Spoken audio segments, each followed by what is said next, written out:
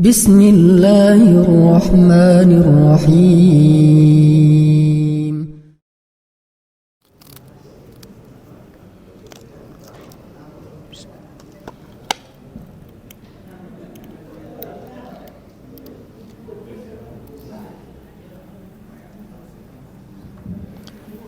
Assalamualaikum warahmatullahi wabarakatuh. Bismillahirrahmanirrahim. Alhamdulillah, summa alhamdulillah. Salatu wassalamu ala rasulina Muhammad ibn Abdullah wa ala alihi wa ashabihi wa atba'ihi wa mawalah. La hawla wa la quwata illa billah, amma ba'd. Ala hadhihi niyah al-Fatihah.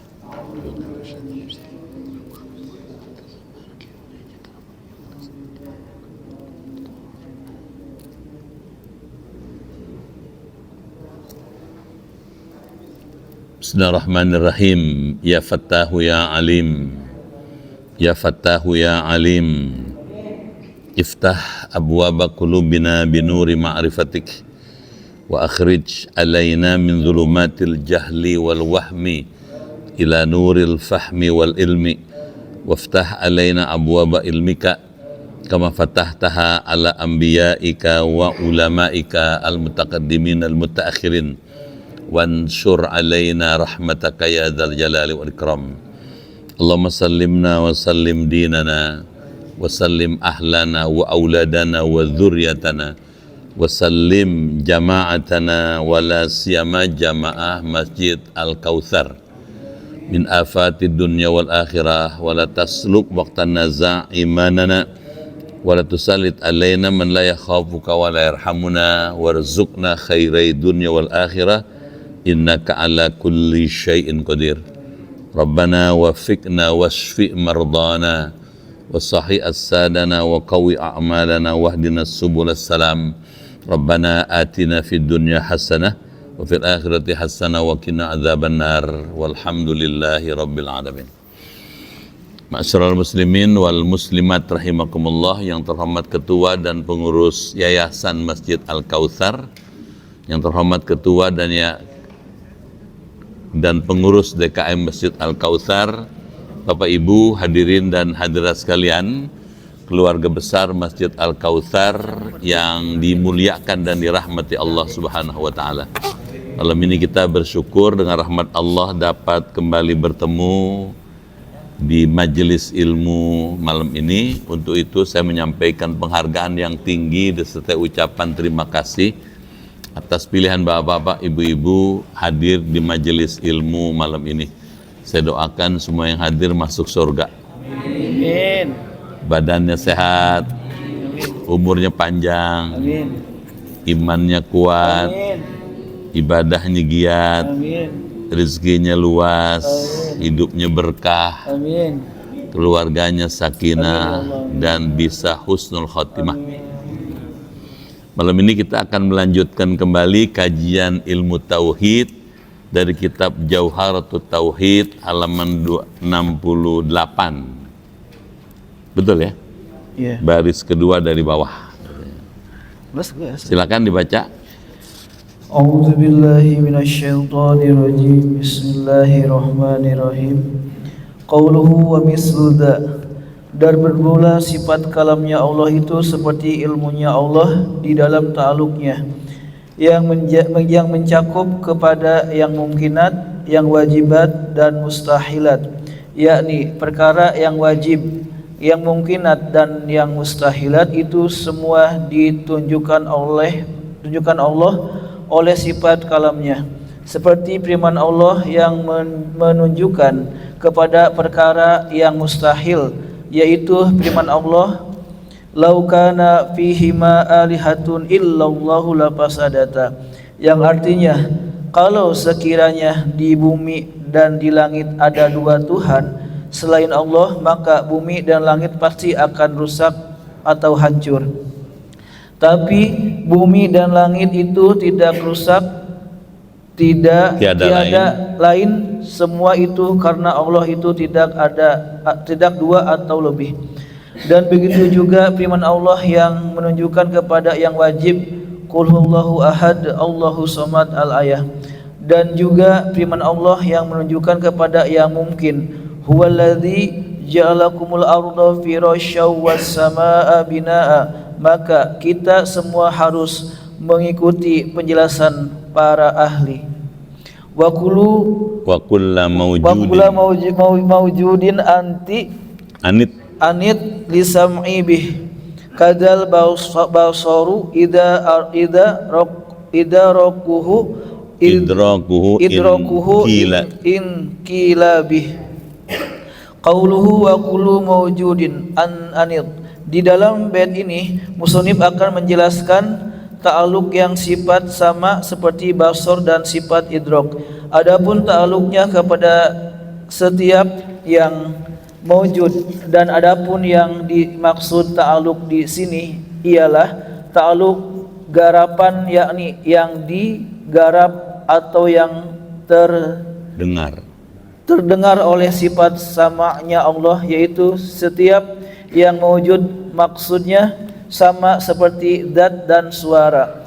Begitu juga yang teridrok oleh sifat idroknya Allah. Kalau sifat idrok ini dibahasakan berada di Allah Ta'ala, maka yang teridrok oleh sifat idroknya Allah adalah perkara yang mewujud. Ya, sampai situ dulu ya. Bapak Ibu dimuliakan Allah, kita simak apa maknanya. Kita masih mendalami, memahami sifat-sifat Allah ya, untuk sampai kepada ma'rifat kepada Allah katanya. Bagaimana kita bisa mengenal Allah? Metodenya dengan memahami sifat-sifatnya gitu. Ya, sifat Allah yang wajib ada 20, yang mustahil ada 20, yang jaiz ada 1 gitu. Nah, kita sudah bahas sebagian daripadanya. Nah, malam ini akan dilanjutkan. Allah punya sifat kalam. Kalam itu bertutur gitu, berbicara gitu ya. Kalamnya Allah ada kalam mudal, ada kalam madlul gitu, gitu. Ya. Antara lain kalam yang sudah kita yakini itu Quran gitu ya. Itu kalamnya Allah gitu. Kalau ada orang meragukan Quran kalam Allah, orang itu bermasalah gitu. Nah, ada kalam yang alam semesta ini gitu ya. Itu juga kalam Allah juga gitu ya. Nah, seperti apa kalamnya kita coba bahas lagi nih. Qauluhu wa mithla dza. Syekh Ibrahim Al-Laqani itu menuliskan kitab ilmu tauhidnya dengan menggunakan bait-bait syair gitu. Dibikin syair-syair, bait-bait itu kemudian dibahas oleh Syekh Ibrahim Al-Bajuri. Wa mithlu dza, dan bermula sifat kalamnya Allah itu seperti ilmunya Allah. Dia ingin menjelaskan kalam Allah itu tidak beda dengan ilmunya Allah. Di mana nggak bedanya?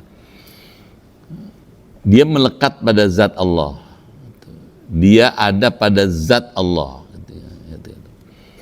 Ilmunya Allah berbeda dengan ilmunya manusia. Di mana bedanya? Kalau ilmunya Allah tidak didahului dengan ketidaktahuan, tidak didahului dengan al-jahlu, kejahilan. Jadi Allah dulu tahu, sekarang tahu, besok tahu, kapanpun tahu. Kalau manusia tahu, berilmu karena dulunya nggak tahu. Setuju nggak? Akhir kita nggak bisa baca, nggak bisa nulis, tuh.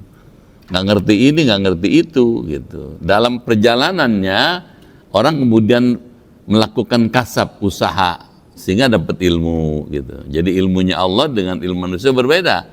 Bedanya terletak pada kalau ilmu Allah tidak didahului dengan ketidaktahuan, tapi ilmunya manusia didahului dengan ketidaktahuan. Gitu. Nah, Allah juga berkalam, itu ya. Kalamnya Allah bila sautin wal harfin, tanpa suara, tanpa huruf, gitu. Ya. Kenapa? Kan gitu pertanyaannya. Kalau Allah kalamnya itu bersuara yang berhuruf, nggak beda dengan kalamnya manusia dong. Setuju nggak? Kalau Allah kalamnya itu bisa didengar, ada saut, ada suaranya, ada harafnya, ada hurufnya, maka nggak beda dengan manusia. Gitu. Kalau gitu, memang Allah berbeda karena Allah mukhalafatul lil hawadits, berbeda dengan yang baharu-baharu. Gitu.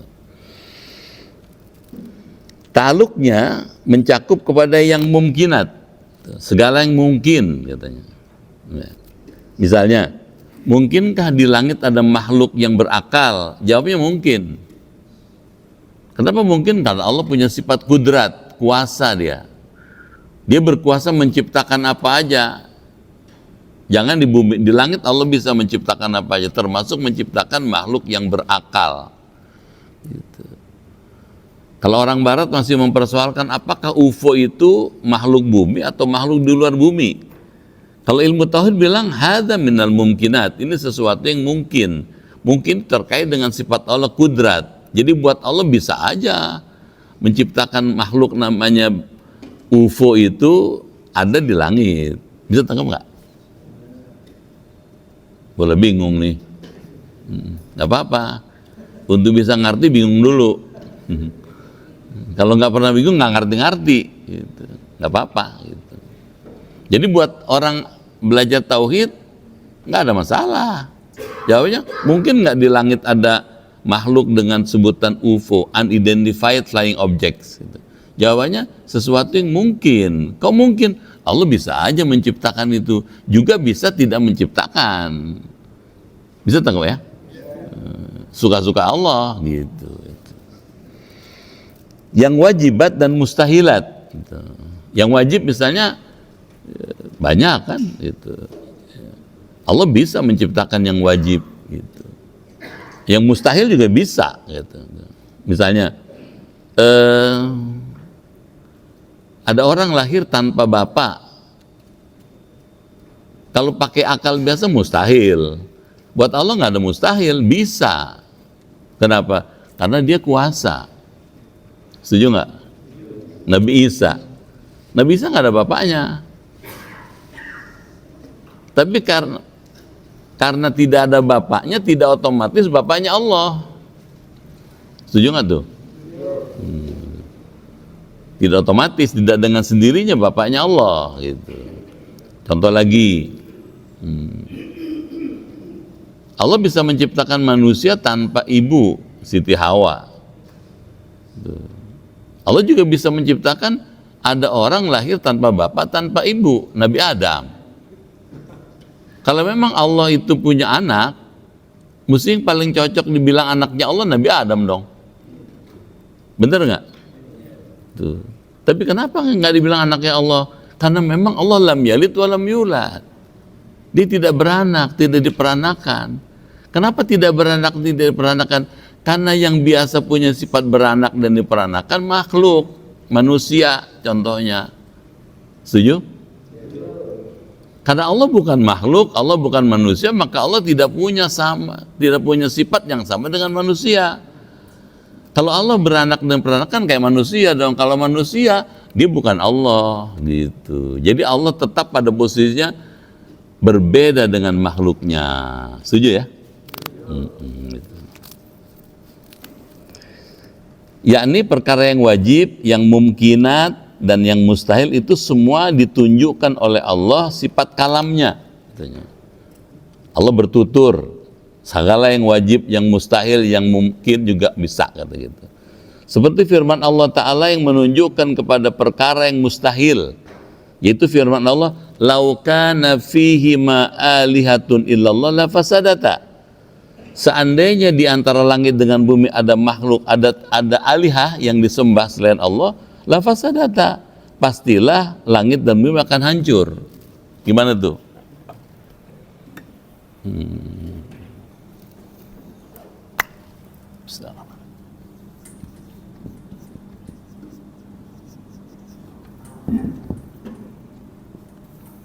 Lau kana fihi ma alihatun illallah lafasadata.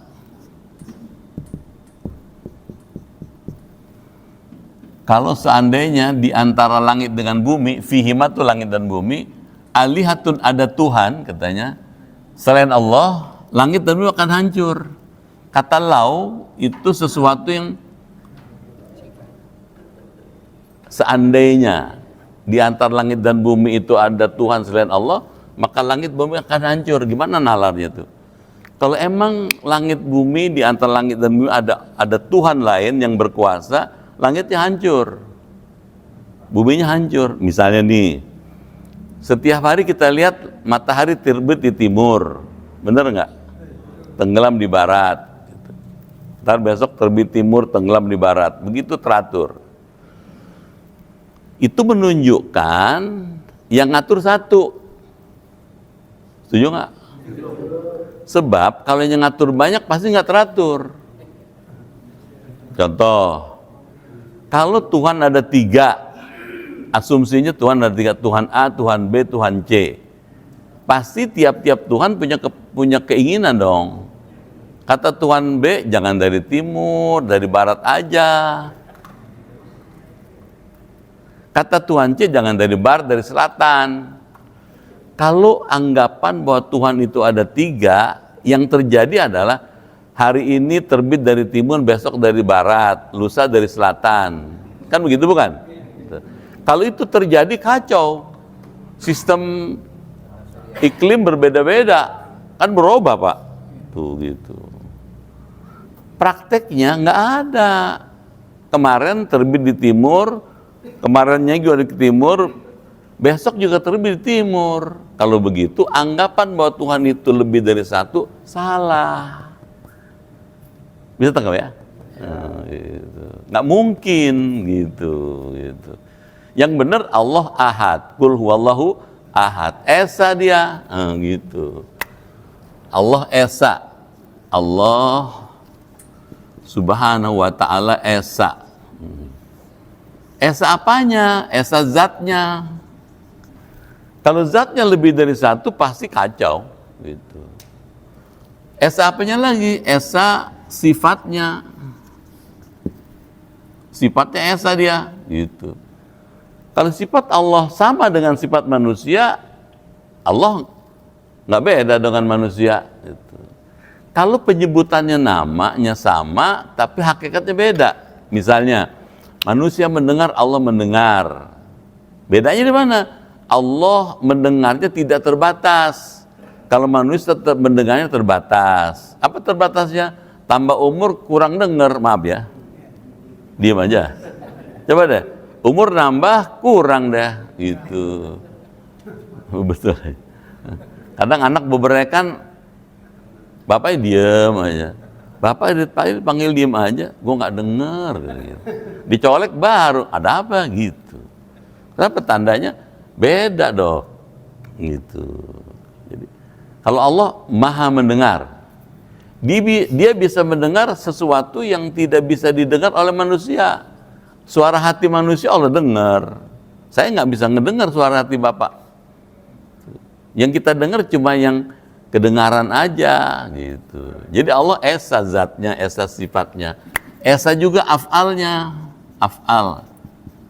Tuh. Perbuatannya beda. Gitu. Ini menunjukkan bahwa ini sesuatu yang mustahil kalau ada Tuhan lain selain Allah. Gitu.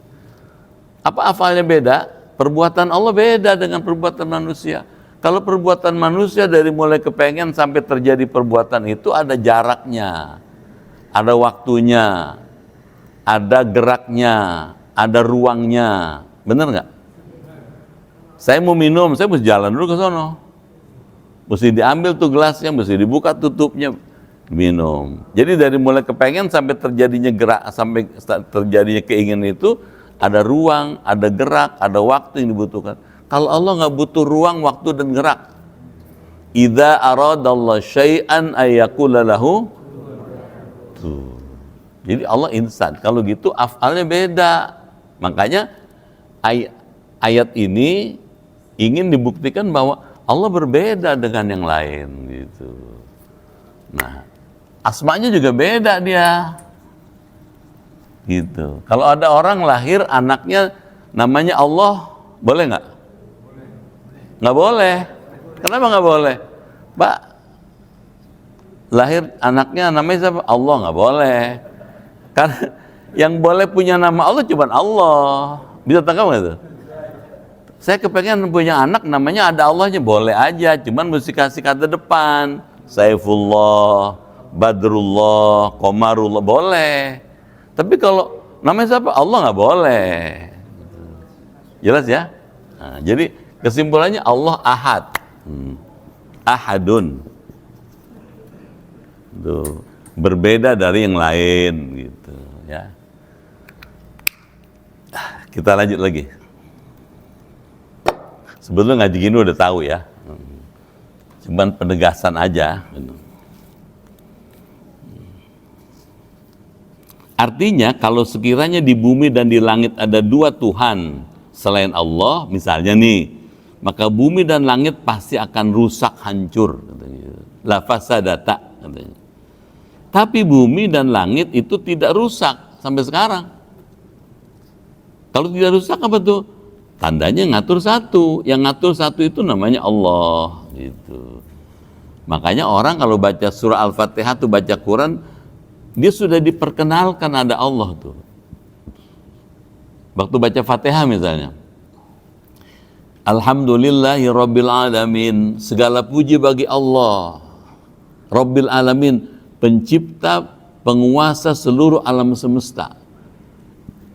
Jadi orang kalau baca surah Al-Fatihah, dia sudah diperkenalkan kepada dia bahwa di balik alam yang nyata ada Allah. Kita tidak hidup di ruang hampa, tapi ada penguasanya. Penguasanya namanya Allah. Gitu. Makanya surah Al-Fatihah itu menjadi penting karena dia mengandung prinsip-prinsip akidah yang sangat kuat. Gitu. Itu sebabnya setiap sholat, seandainya nggak baca surat lain, baca Fatihahnya sah.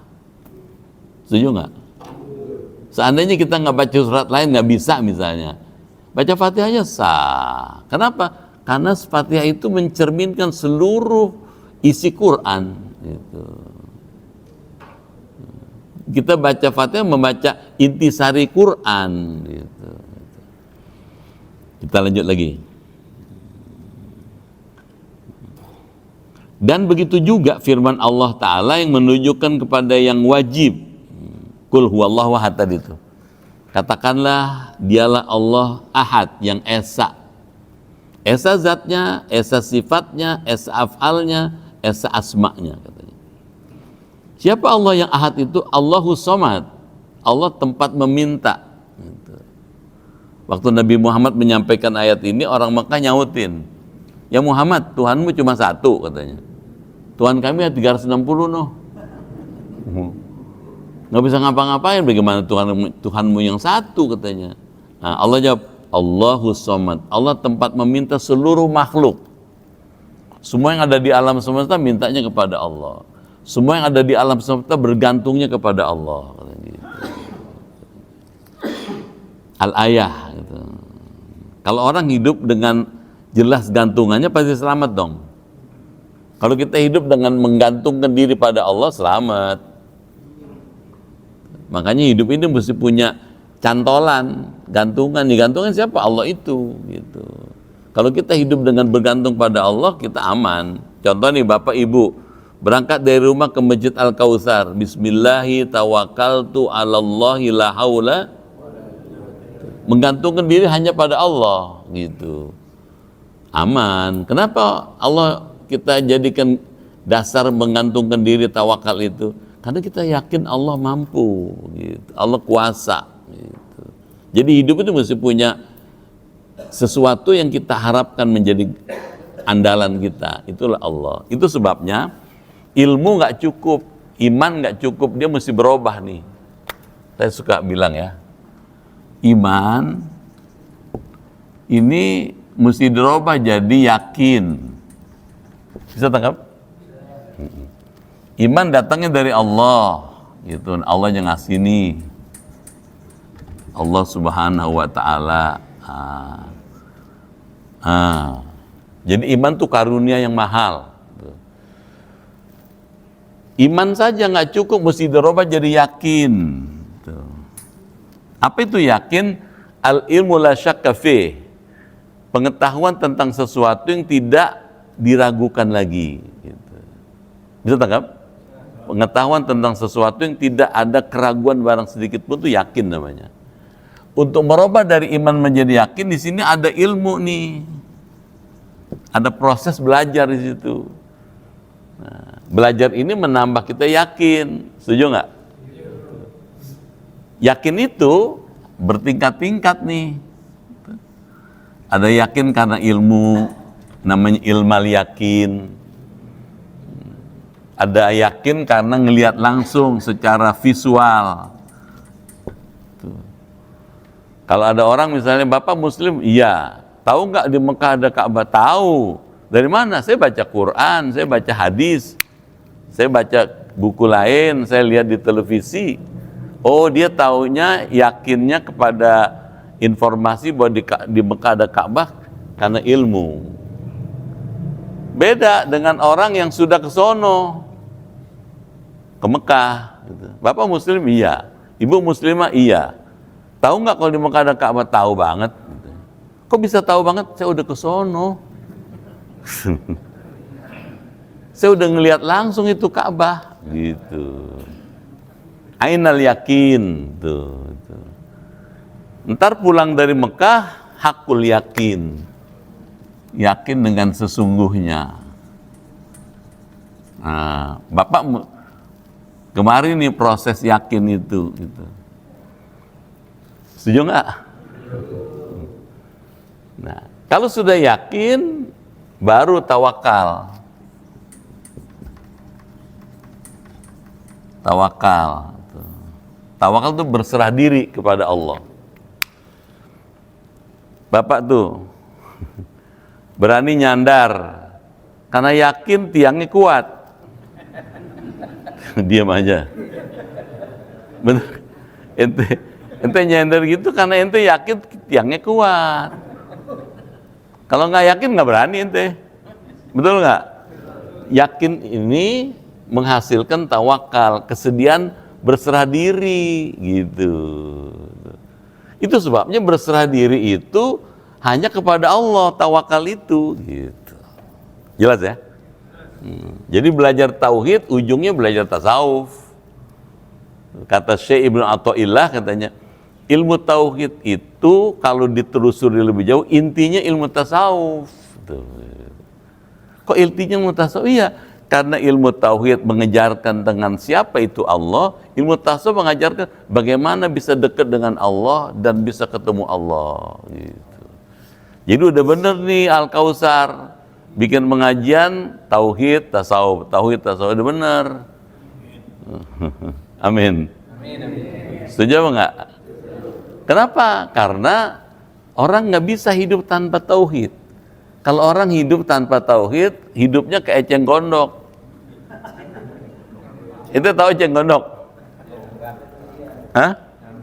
Ngambang. Eceng gondok kan bagaimana air? Airnya ngulon ya ngulon dia. Airnya ngetan ya ngetan. Airnya ke barat dia, airnya ke timur dia timur. Karena nggak punya pendirian. Kenapa? Karena dia tidak menghunjam ke dalam bumi gitu, akarnya itu gitu. Nah, supaya bisa menghunjam ilmu tauhid tuh gitu. Makanya kata Syekh Ibrahim Al-Laqani, ilmu tauhid itu ilmu pertama yang mesti dikuasai sebelum ilmu yang lain gitu. Bisa tangkap? Itu sebabnya masuk akal. Kenapa dulu kita masih kecil, waktu ngaji mula-mula diajarin bukannya belajar puasa, belajar zakat, tapi mula-mula diajarin sifat 20, ada kan?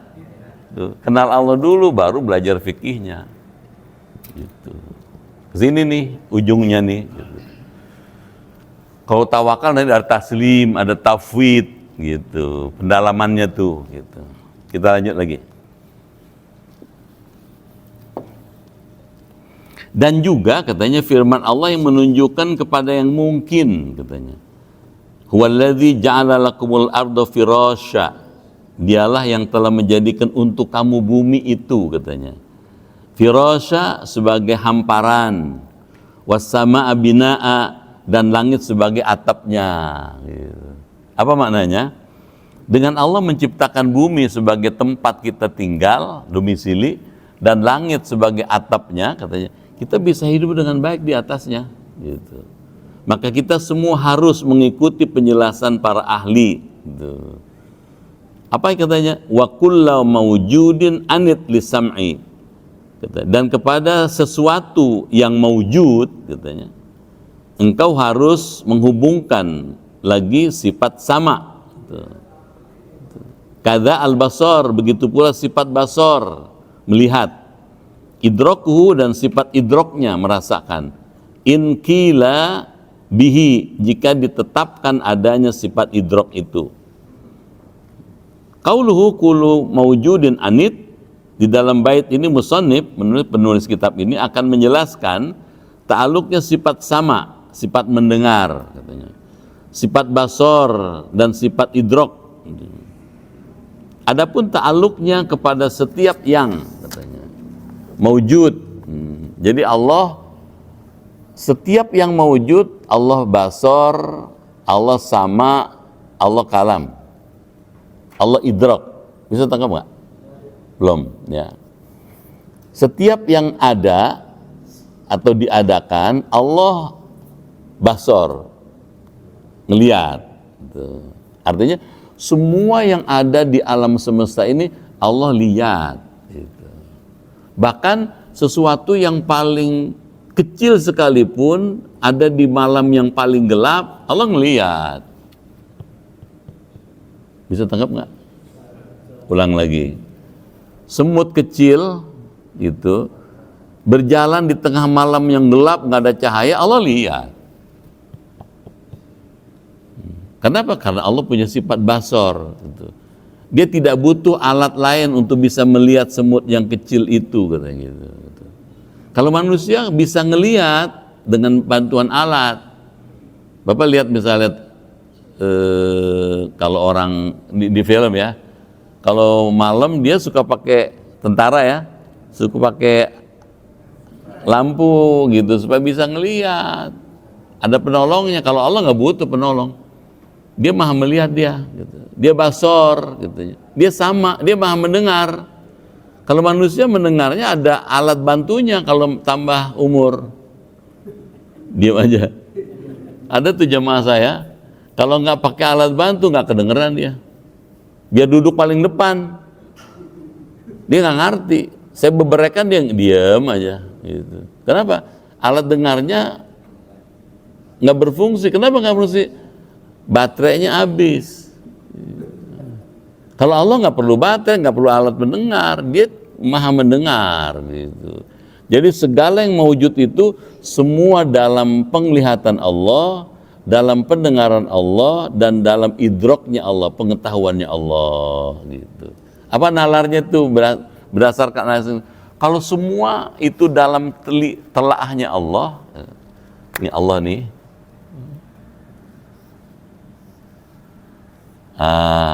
Kalau semua itu dalam penglihatan Allah, basor, gitu, dalam pendengaran Allah,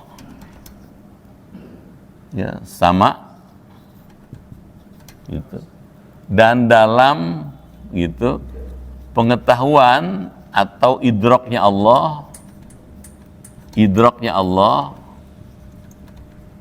gitu. Ini maka pilihannya cuma satu. Hidup ini mesti muraqabah. Istilah tasawuf lagi. Merasa diawasi Allah. Bisa tahu nggak? Kalau kita sadar Allah ngelihat kita, kalau kita sadar Allah ngedengar kita, kalau kita sadar Allah tahu kita, maka sikap yang mesti dibangun, saya merasa diawasi oleh Allah. Karena merasa diawasi, maka langkah yang mesti muncul setelah muraqabah ini as-sidqu. As-sidqu, jujur. Setuju nggak? Kenapa? Biarin bohong, Allah dengar sih. Biar kita nggak benar, Allah tahu gitu. Kalau begitu percuma bohong, percuma nggak benar. Karena semuanya Allah tahu. Kalau Allah tahu, Allah akan balas, gitu. Bukan cuma tahu dia, akan dibalas. In khairan fa khairun, wa in syarran fa syarrun. Kalau baik, balasannya baik. Kalau buruk, balasannya buruk. Kalau begitu mendingan yang baik aja kita kerjain. Diam aja. Setuju nggak? Ya baik aja. Itu sebabnya belajar ilmu tauhid itu menghasilkan sikap perilaku mencetak kebaikan. Hidup ini mencetak kebaikan, gitu. Setuju nggak? Mumpung masih bisa berbuat baik, gitu. Ini nih. Kalau ini akhirnya apa nih? Al-amalus soleh.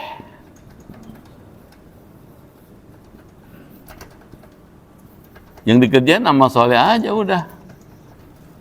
Kalau amal saleh dikerjain, Allah balas ntar, gitu. Karena Allah tahu, sepintar-pintar manusia berbuat nggak baik, Allah tahu, Allah balas. Oleh karena itu, belajar tauhid itu ujungnya supaya imannya cakep nih dan amalnya soleh. Kalau pengen masuk surga, cuman iman bagus, amal soleh banyak, udah masuk. Amin. Kayaknya sih masuk surga nih orang Al-Kausar. Kenapa? Wajahnya beda. Kalau orang bakal masuk neraka, lain mukanya. Sangar. Ini kan lihat wajahnya kan bening, tiap hari wudhu kan, tiap hari sholat, gitu. Judi enggak, betul enggak ya? Hah? Dianggap enggak lah, gitu. Zina enggak, gitu. Mabok enggak, gitu. Yang dosa-dosa besar kita jauhin, ya yang kita ini aja. Kalau ini dikerjain ujungnya surga nih. Loh, kalau nanti ini bukan cuma surga nih, bukan jannah, bukan al-jannatu saja nih. Tuh, kalau menurut ilmu tasawuf, kita bukan cuma masuk surga, kita mesti ke sini nih. Liqa'ullah, ketemu Allah. Tuh, kesini maunya. Dan ketemu Allah tuh seindah-indahnya, sebesar-besarnya nikmat. Tuh, masuk surga nikmat, lebih nikmat ketemu yang punya surga dong. Diam aja. Kalau masuk surga aja, ya orang lain bisa. Tapi kalau ketemu yang punya surga, lebih indah lagi, gitu. Setuju ya? Pakai gampangnya gini. Kalau ada orang masuk istana, bagus, katanya. Tapi belum sohor, belum enak. Kenapa? Pas pampres tiap hari masuk situ. Cleaning service tiap hari, emang kerjaannya ngebersihin itu kan. Gitu.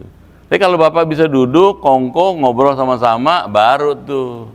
Bisa tangkap nggak tuh? Diam aja. Amin, amin. Kita nggak ada urusan siapa presidennya. Yang kedua nih, Bapak kalau cinta sama istri, tiap hari Bapak panggil-panggil tuh istri. Istrinya namanya Maimunah. Bangun tidur, mumun. Asal ingat mumun gitu. Kemana aja panggil si Mumun aja gitu. Begitu ketemu si Mumun, semua yang ada di sekitar si Mumun nggak ada yang bagus. Yang paling cakep si Mumun. Biar tinggal di hotel bintang 5, hotel bintang 5 kan bagus. Tapi lebih bagus Mumunnya, karena yang Bapak incer dari awal si Mumun. Bisa tangkap nggak tuh? Sama. Pagi Allahu Akbar. Tuh. Siang Allahu Akbar, asar Allahu Akbar, maghrib, isya, belum lagi duha, Allahu Akbar terus kita puji-puji Allah. Begitu ketemu kan seneng dong. Gitu. Nah, itu kesini nih. Jadi belajar tauhid itu ujung-ujungnya kemari. Nah, ngomong-ngomong ketemu Allah itu tasawuf gitu. Kalau tauhid sampai pada batas bagaimana iman itu gitu. Diaplikasikan dalam bentuk amal soleh. Nah, kalau hasil dari sini kemarin nih gitu. Makanya ilmu tauhid nggak bisa lepas dari ilmu tasawuf gitu. Setuju ya?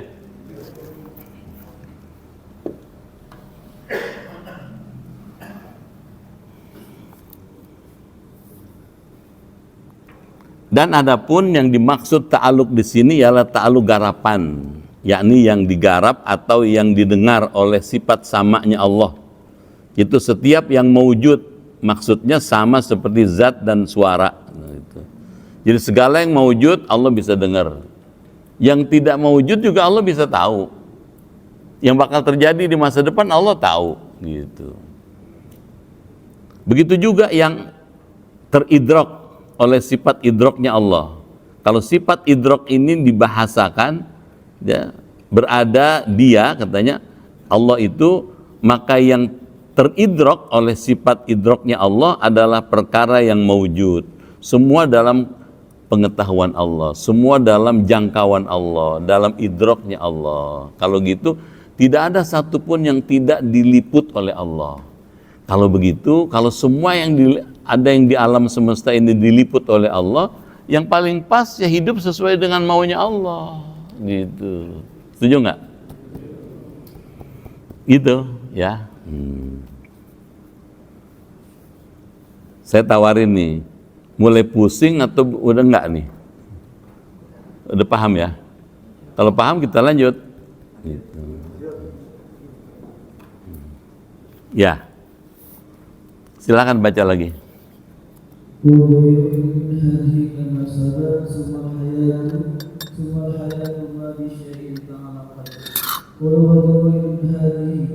dalam ini muslim akan menjelaskan serta akan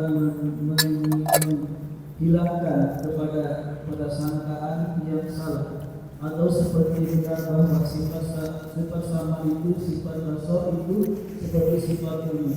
Maka di dalam ini muslim akan menjelaskan bahwa sifat yang empat itu sifat kalam, sifat sama, sifat basar, idrok. Itu semua bukan sifat ilmu, sebab sifat basarlah yang pasti ta'aluknya kepada wujud, yakni melihat kepada perkara yang ada. Sedangkan sifat yang ada atau yang tidak ada, yang nantinya akan diadakan, itu semua telah terlihat oleh sifat ilmunya Allah. Sebagaimana keterangan yang telah jelas selanjutnya, sifat hayat itu tidak berta'aluk kepada sesuatu apapun. Maksudnya tidak menggarap apa-apa. Hanya sifat hayat itu hanya menunjukkan untuk mengesahkan kepada zat untuk tersifat oleh sifat idrok seperti adanya Allah. Mengetahui itu karena adanya sifat hayat. Jika Allah Ta'ala meninggal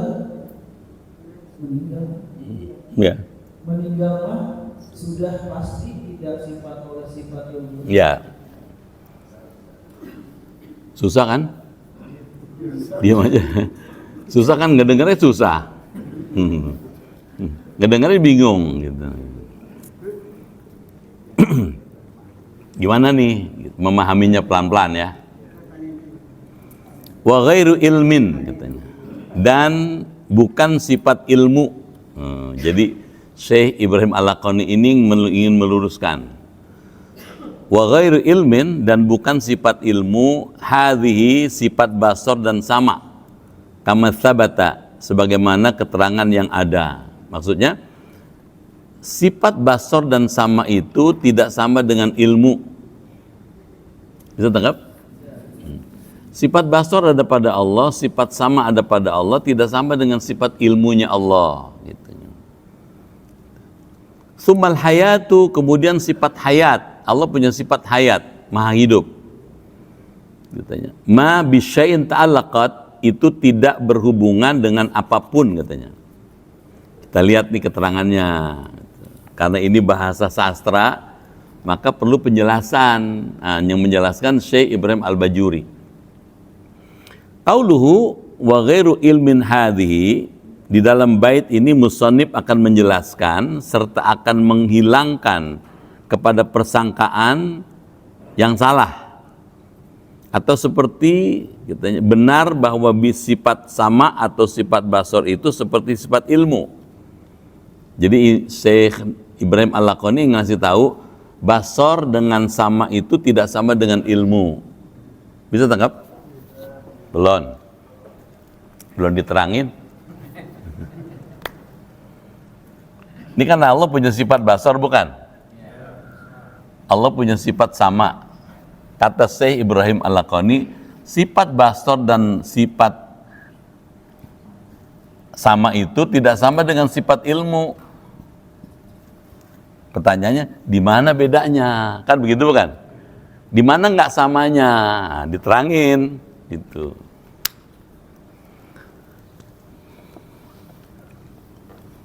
Maka di dalam bait ini musannif akan menjelaskan bahwa sifat yang 4 itu, sifat kalam, sifat sama, sifat basor dan idrok, itu semua bukan sifat ilmu. Kenapa? Sebab sifat basor katanya yang pasti ta'aluknya kepada maujud. Basor itu terkait dengan sesuatu yang maujud, yang ada gitu. Ya. Yakni melihat kepada perkara yang ada katanya. Sedangkan sifat ilmu yang ada atau yang tidak ada, yang nantinya akan diadakan. Gini, sifat basor itu melihat yang maujud. Bisa tangkap? Sifat sama mendengar yang maujud. Tapi sifat ilmu bukan jangan yang maujud, yang akan ada Allah tahu. Bisa tangkap nggak? Nasib Bapak kapan kita akan meninggal, Allah udah tahu. Besok akan ada apa dan bagaimana, Allah tahu. Itu ilmunya Allah. Kalau basor sama terbatas pada yang maujud saja. Tapi kalau ilmu kepada yang belum maujud, Allah tahu. Gitu. Gampang ya? Kalau diam aja masih belum gampang namanya. Ini basor sama ini kaitannya dengan yang maujud. Yang maujud tuh yang ada gitu. Kalau ilmu baik yang ada maupun yang akan ada, Allah tahu. Bisa tangkap nggak? Apa yang akan ada setelah ini Allah tahu. Itu ilmunya Allah gitu. Karenanya kata Ibrahim Al-Laqani, ilmu Allah tidak sama dengan basor dan sama. Kalau basor dan sama terkait sama yang maujud, yang ada. Kalau ilmu bukan yang ada saja, yang akan ada Allah tahu. Gitu. Kita nggak tahu nih, kelapa 2 tahun 3000 jadi apa nggak tahu. Diam aja. Hah? Nggak tahu, Allah tahu. Maka ada apa nih di sini gitu, akan terjadi apa, seperti apa, Allah tahu semua. Itu ilmunya Allah tuh. Kalau sama basor hanya terkait pada yang maujud aja gitu. Jadi mau dibedain, jelas ya? Karena Allah tahu apa yang akan terjadi di masa depan. Sikap yang paling aman, yang paling safe, yang paling tauhid, tawakal. Bisa tangkap nggak tuh? Bapak kan nggak tahu apa yang bakal terjadi setelah Bapak tinggalkan rumah Bapak ke Al-Kautsar. Ibu kan nggak tahu apa yang bakal terjadi setelah Ibu meninggalkan rumah pergi ke Al-Kautsar. Yang paling tahu cuma Allah. Kita serahin deh sama Allah dah, gitu. Karena kita tahu ke Al-Kautsar ini sesuatu yang baik. Kita pilih Al-Kautsar dan menyerahkan soal-soal rumah kepada Allah, gitu. Jelas nggak tuh? Jadi kaitan ini dengan ini nih masih ada di sini nih, tuh, tawakal. Makanya bismillahi tawakkaltu 'alallahi la haula. Penting banget tuh. Tuh ini. Tawakal gitu. Kan sudah pernah saya jelaskan kan? Tawakal ada 4. Ini ngaji kalau di dalam dicetek nih. Mau cetek mau dalam nih. Ada 4 tuh. Ada orang tawakal pada hartanya. At-tawakkul 'alal mal. Orang yang tawakal pada harta ngomongnya gimana? Apa kabar, Pak? Nggak usah khawatir. Duit gue masih banyak, no. Dia lupa, duit bisa ada, bisa habis. Bisa ada, bisa hilang, bisa rusak gitu. Jadi ngandelin harta bukan bijaksana, bukan suatu bijaksana. Tawakal pada orang lain. Apa kabar, Pak? Beres. Asal bos saya masih ada, jangan takut. Ada nggak gitu? Dia ngandelin si bos. Bos kan manusia. Ada senang, ada susah, ada sehat, ada sakit. Kalau dia sehat, dia mungkin senang gitu.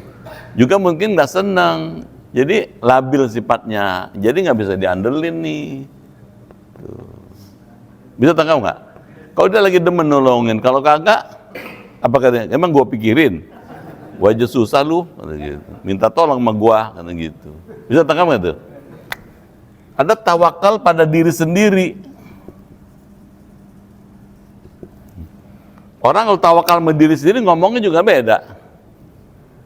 Apa kabar, Pak? Jangan khawatir, selama gue masih ada beres. Jadi sombong, kan begitu bukan? Dia lupa kalau manusia ada sakitnya, bisa celaka juga. Tuh. Jadi tawakal pada diri sendiri juga nggak bijaksana. Yang paling aman, at-tawakkulu 'alal hayyil ladzi la yamut. Bertawakal kepada zat yang senantiasa hidup, yang tidak pernah mati. Itulah siapa? Allah. Tuh. Makanya belajar tauhid itu tujuannya supaya kita punya kemampuan, kesadaran bahwa hidup ini nggak bisa sendiri kalau bukan dengan pertolongan Allah gitu. Bapak Ibu bisa sampai Al-Kautsar juga karena pertolongan Allah. Saya bisa sampai di sini dengan pertolongan Allah gitu. Jelas? Kalau didalamin lagi nih, orang nggak boleh berharap hanya dengan amal gitu. Kedengeran?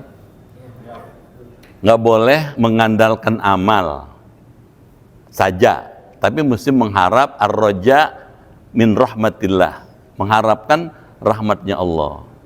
Apa bedanya mengharapkan rahmat Allah dengan mengharapkan sesuatu mendasarkan pada amal? Hasilnya beda. Kalau orang harapannya pada rahmat Allah luas. Kalau orang hidup dengan harapan pada amalnya, ini bisa menimbulkan kerusakan. Contoh, Bapak tahu Korun ya? Barusan saya ngajari masjid lain tuh. Korun itu tadinya miskin, tapi orang alim. Dia ngerti kitab Taurat. Orang ketiga di Bani Israel yang tahu kitab Taurat tuh Korun. Nabi Musa, Nabi Harun, yang ketiga Korun. Waktu dia susah, dia bilang sama Nabi Musa tuh saudara sepupunya. Karena Nabi Musa punya paman, anaknya tuh Korun gitu. Musa, doain saya supaya Allah memberikan saya harta. Kedengeran? Gitu. Nabi Musa karena tahu ini saudaranya ini alim, ngerti kitab Taurat, bacain doa. Ya Allah, limpahkanlah harta kepada saudara saya Korun. Gitu. Allah kabulin doanya Nabi Musa. Korun kaya raya. Saking kayanya, dalam tafsir Al-Qasas itu dikatakan 10 orang ngangkat kunci berangkasnya nggak kuat.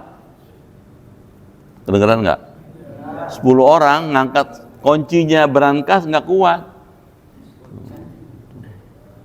Korun tuh, itu hartanya banyak banget. ART-nya apa ART? Asian rumah tangganya 4.000. Semua dikasih kendaraan, dikasih rumah, dikasih gitu. Dia pernah jalan, ini 4.000 ngawal nih. Pakaiannya dari emas gitu. Begitu sudah kaya nih Korun, apa bilang? Innama utitu ala ilmin indi. harta yang saya punya sekarang semuanya atas ilmu saya. Tuh. Bisa tangkap nggak tuh? Kenapa? Karena dia ngandelin ini nih. Tuh. Dia lupa bahwa dia bisa kaya karena Allah. Gitu. Kalau orang kaya kalau ngandelin amal, umumnya sombong.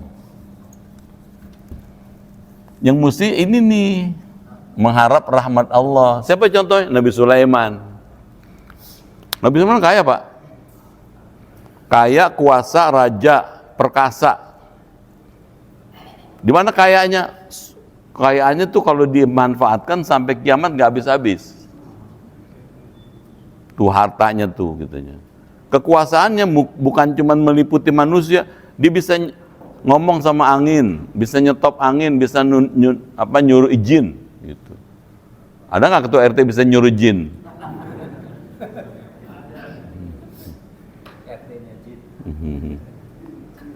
Dan Nabi Sulaiman diberikan Allah kelebihan apa katanya?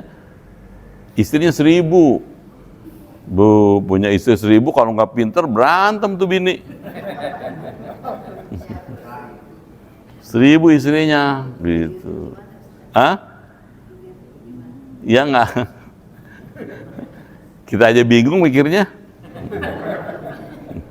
Nabi Islam bisa gitu loh. Gitu. Kalau sehari 1, 4 tahun baru ketemu. Ada caranya, Bu.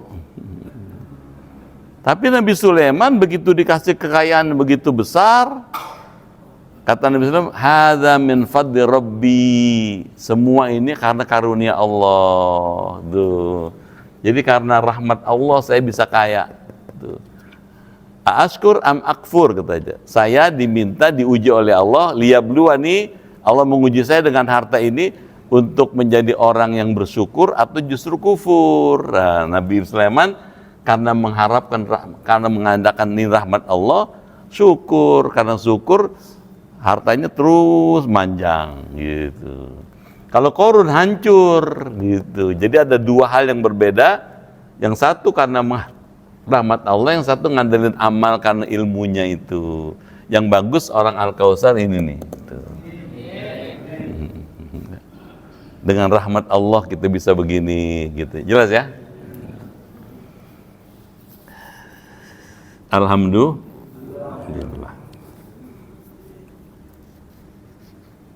Gitu katanya, ya. Selanjutnya sifat hayat itu tidak bertaluk, berkaitan kepada sesuatu apapun katanya. Maksudnya tidak menggarap apa-apa, hanya sifat hayat itu hanya menunjukkan untuk mengesahkan kepada zat. Gini maksudnya. Apa bedanya Allah dengan sembahan yang lain? Seperti patung, arca, berhala. Bedanya adalah kalau Allah hayat, hidup. Setuju nggak? Sementara patung, berhala, arca nggak hidup dia. Gitu. Contohnya siapa? Nabi Ibrahim. Gitu. Ya. Nabi Ibrahim ketika berada di Ur, di Babilonia, itu masyarakat di sana semuanya kufur, musyrik. Di mana-mana ada berhala gitu. Malam-malam Nabi Ibrahim kemudian bawa kampak. Tahu kampak? Dihancurin tuh semua berhala itu, disisakan satu yang paling besar. Kampaknya disangkutin di pundaknya yang paling besar. Waktu Raja Namrud mau sembahyang pagi-pagi, wah Tuhan kita udah hancur nih. Kerjaan siapa nih gitu? Stafnya bilang di sini ada orang yang tidak suka dengan Tuhan kita. Siapa? Ibrahim. Tangkap dia. Gitu. Nah terjadilah dialog, debat antara Nabi Ibrahim dengan Namrud. Gitu. Seperti apa Tuhan kamu? Kata Namrud. Katanya. Kata nama Nabi Ibrahim, Robbi, katanya, Robbi itu Tuhanku, alladzi yuhyi wa yumit, dia menghidupkan dan mematikan, gitu. Namrud jawab lagi, saya juga bisa menghidupkan, saya juga bisa mematikan. Gimana caranya? Coba ajudan, panggil narapidana, gitu. Dikeluarin narapidana, tahu narapidana ya? Tanya, berapa kamu dihukum oleh hakim? Saya dihukum mati Tuan, katanya. Saya nyatakan kamu bebas murni.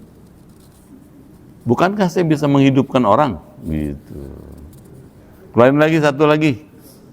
Tanya lagi, berapa kamu dihukum oleh hakim? Gitu. Ya. Saya dinyatakan dihukum 20 tahun, Tuan Raja. Saya nyatakan kamu dihukum mati. Gitu. Bukankah saya bisa mematikan orang? Tuh. Kayaknya kan benar tuh. Seolah-olah benar. Nabi Ibrahim nggak kalah debat. Allah bisa menghadirkan matahari, ya'ti bisyamsi minal masyriq. Dia bisa menerbitkan matahari dari timur. Kalau kamu ngaku Tuhan, katanya, terbitkan matahari dari barat. Kata Nabi Ibrahim, Namrud, pabu kita ladzi kafar. Namrud diem aja, nggak bisa ngomong. Tuh. Dia ngakui kalau Nabi Ibrahim lebih cerdas lagi, gitu. Saya mau cerita bahwa Allah itu hayat, hidup, dia maha hidup, bisa menghidupkan segala sesuatu. Bedanya dengan berhala, kalau berhala nggak hidup. Kalau nggak hidup jangan disembah. Diam aja. Ada kan di televisi 2-3 minggu yang lalu, ya, ada tidur aja, ya kan, panjangnya 15 meter, disembah-sembah. Kalau Tuhan tidur ngapain disembah? Bisa tengok nggak tuh? Makanya benar kan, la ta'khudhuhu sinatu wala naum, gitu. Allah tidak pernah ngantuk, tidak pernah tidur. Dia senantiasa jaga, gitu. Amin ya. Hanya sifat hayat itu menunjukkan untuk mengesahkan kepada zat. Jadi adanya hayat Allah untuk menunjukkan Allah punya af'al. Tuh. Untuk tersifati oleh sifat idrok seperti adanya Allah mengetahui itu karena adanya sifat hayat. Jika Allah Ta'ala meninggalkan, katanya, sudah pasti, katanya, tidak akan punya sifat ilmu dan sifat hayat. Allah pasti senantiasa hidup selama-lamanya. Amin. Ya Rabbal, gitu. Tandain dulu ya. Sampai halaman 71 baris keberapa nih? Kelima ya, keenam. Baik. Ada yang belum jelas?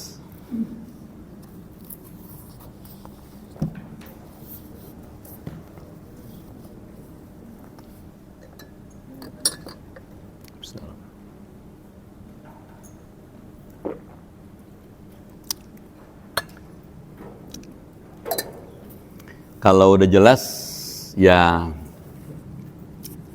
kalau boleh disarankan tanggal paling sedikit tanggal 9 Zulhijjah puasa. Setuju ya? Puasa Arafah.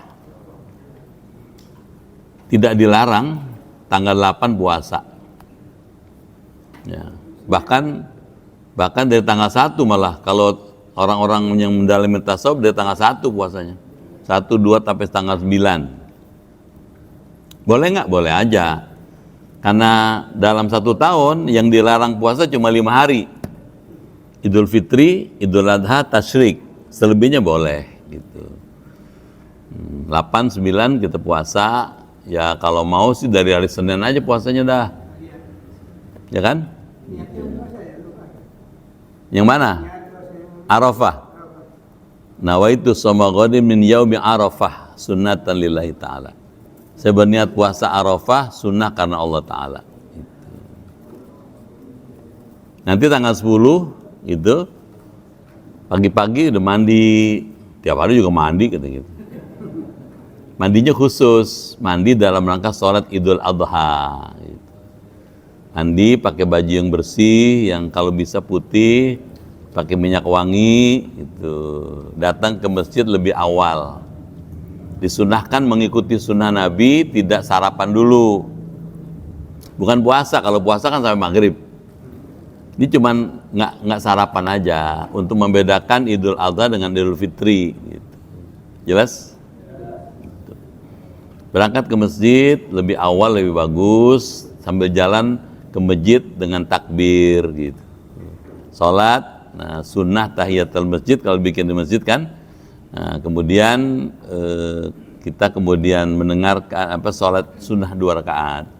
Setelah selesai sholat 2 rakaat, kemudian mendengarkan khutbah gitu. Saran saya, kalau khotib belum kelar khutbah, jangan mindik-mindik. Atau mindik-mindik, kabur. Benar-benain sejadah gitu, jalan. Kalau belum selesai khutbah, tungguin sampai kelar. Makanya khutbah nggak perlu lama, ya 15-20 menit cukup lah. Gitu. Jelas ya? Udah selesai sampai rumah, sarapan, tuh. Sunnah makannya bersama keluarga, suami, istri, anak, kalau ada mantu, cucu, gitu. Makan bareng. Kan ini hari raya, makannya dibedain. Kadang-kadang, bentar Pak. Makanya dibedain ini gimana? Kalau biasanya dagingnya kecil, kalau lebaran gede, rendang gitu, atau opor gitu. Udah selesai dari makan bersama keluarga, itu sunnah itu. Disunnahkan juga menyaksikan penyembelihan hewan kurban gitu. Buat apa menyaksikan? Ikut takbir gitu. Ketika si pemotong kurban itu menyembelih hewan kurban, dia kan baca takbir. Kita ikut takbir gitu. Udah selesai baca doa. Jadi orang pemotong kurban itu, saya nggak tahu di sini mau dibikin nggak? Ada pemotongan hewan kurban nggak sini? Enggak. Nah, si pemotong hewan kurban itu mesti melakukan 5 hal. 1, baca tasbihah bismillah. 2, menghadapkan hewan itu ke arah kiblat. Tuh. Yang ketiga, baca sholawat. Yang keempat, baca takbir. Gitu. Waktu dia potong tuh, Allahu Akbar, Allahu Akbar, Allahu Akbar, terus sampai sampai tiris. Gitu. Kalau belum jangan diangkat, jangan dilepas, jalan tuh kambing tar. Sambil baca doa, Allahumma hadza minka wa ilaika fataqabbalha min fulan bin fulan. Doain, ya Allah, katanya hewan kurban ini dari Engkau. Aku kembalikan kepada Engkau ya Allah. Ya, terimalah kurban atas nama Bapak Anu gitu. Kedengeran nggak? Kalau yang tukang motong nggak bisa, kita nih panitia memandu. Gitu. Pakai speaker boleh gitu. Kambing nomor sekian atas nama Bapak Anu gitu. Potong gitu. Bacain tuh takbirnya, bacain selawatnya, baca doanya gitu. Ya. Jelas ya? Yang bagus memang yang motong itu jangan main godot aja. Diusap dulu kepalanya si sapi itu, diusap gitu sampai kelihatannya sudah tidak lagi stres, dia sudah kalau diusap-usap gitu dia merasa senang, dia merasa disayang, dia siap untuk disembelih gitu. Baru gitu. Jelas? Ya. Ada apa?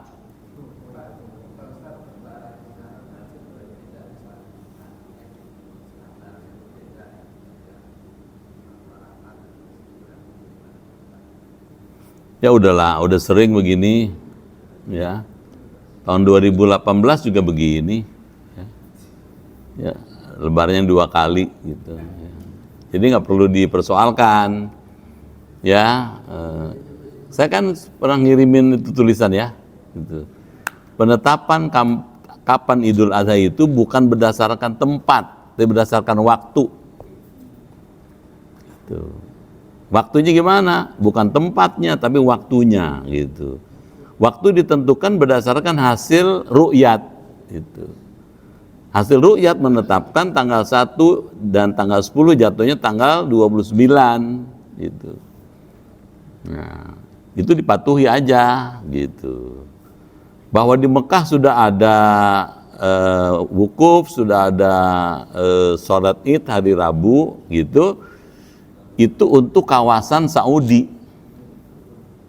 Kita bukan di Saudi. Mana ayatnya? Ya ayyuhalladzina amanu gitu. Atiullah wa atiur rasul wa ulil amri minkum. Hai orang beriman, patuhilah Allah, Quran. Patuhilah Rasul, gitu, sunnah Nabi. Ulil amri minkum, orang yang diberi amanah untuk mengurus negara, gitu. Karena kita ada di negara kesatuan Republik Indonesia, maka kita tunduk pada hukum Indonesia, tidak tunduk pada hukum Saudi.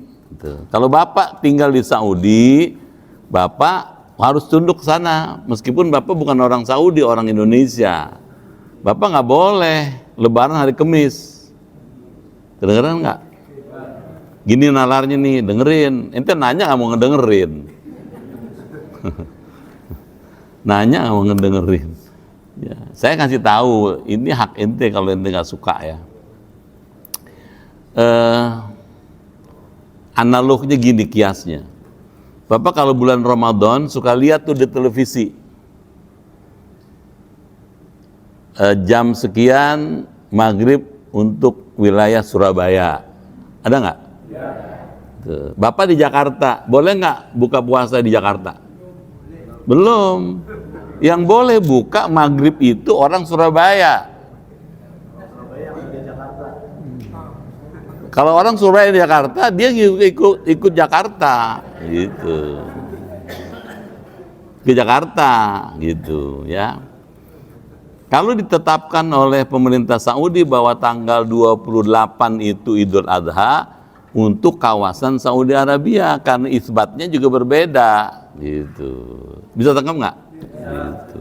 Penentuannya berbeda, gitu. Dan menentukan tanggal 29 itu juga dilakukan bukan sewenang-wenang. Diajak musyawarah, ada Muhammadiyah, ada Al-Wasliyah, ada NU, ada Persis, ada Majelis Ulama, diajak ngomong, ada duta besar, perwakilan duta besar, diajak ngomong, bagaimana nih? Begini kondisinya, secara ilmiah begini, hasil ru'yatnya begitu, bagaimana nih? Nah, disepakati, keluarlah keputusan itsbat namanya, jatuhnya tanggal 29. Kedengeran nggak tuh? Nah, asal ente tahu. Nanya nggak mau ngedengerin. Asal ente tahu, gitu. Nabi Muhammad sudah puasa Arafah jauh sebelum wukuf di Arafah. Tahun kedua Hijriah Nabi udah puasa Arafah. Sudah ada tuh Arafah. Tuh. Tahun ketiga Hijriah Nabi di Madinah sudah puasa Arafah. Gitu. Bukan karena ada wukuf, gitu. Baca hadisnya.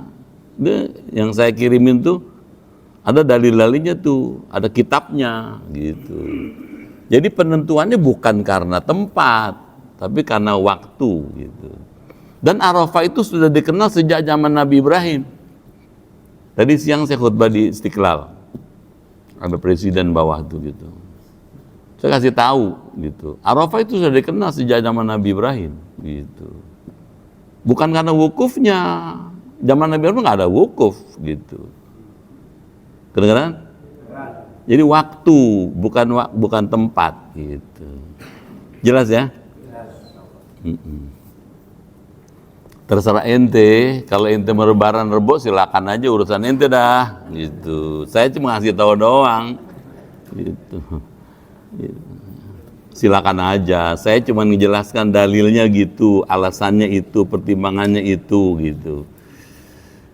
Seandainya salah, masa sih orang seabrek-abrek salah? Majelis Ulama ada, duta besar wakilnya ada, Muhammadiyah ada, NU ada, Al-Wasliyah ada. Masa mereka sepakat untuk berbuat dosa? Kan nggak mungkin dong, gitu. Itu gunanya ada negara. Saya tidak mengatakan pemerintah, itu gunanya negara. Kalau dia salah, dia dosa tuh, gitu. Makanya jadi pemimpin negara itu kalau dosa paling besar dia.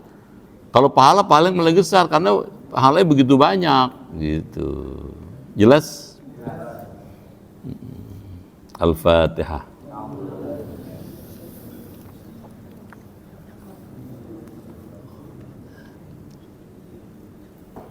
Bismillahirrahmanirrahim. Allahumma bihaqqil Qur'an wa bi kalamikal qadim wa bi Muhammadin khatamin nabiyyin wa bi haqqi ummil Qur'an allimnal Qur'an wa faqihna fid din wa allimna ta'wil wahdina ila sawa'is sabil. Allahumma inna nas'aluka imanan kamilan wa yaqinan sadiqan wa rizqan wasi'an wa qalban khashi'an wa lisanan dzakiran wa badanan sabiran wal afwa indal hisab wa najata minan nar. Allahumma khtim lana bi husnil khatimah wa la takhtim alaina bis su'il khatimah. Rabbana atina fid dunya hasanah wa fil akhirati hasanah wa qina adzaban nar walhamdulillahi rabbil alamin. Sekian, lebih kurang mohon maaf, terima kasih, sampai jumpa lagi. Assalamualaikum warahmatullahi wabarakatuh. Inna a'tainakal kautsar fasalli li rabbika wanhar inna shani'aka huwal abtar.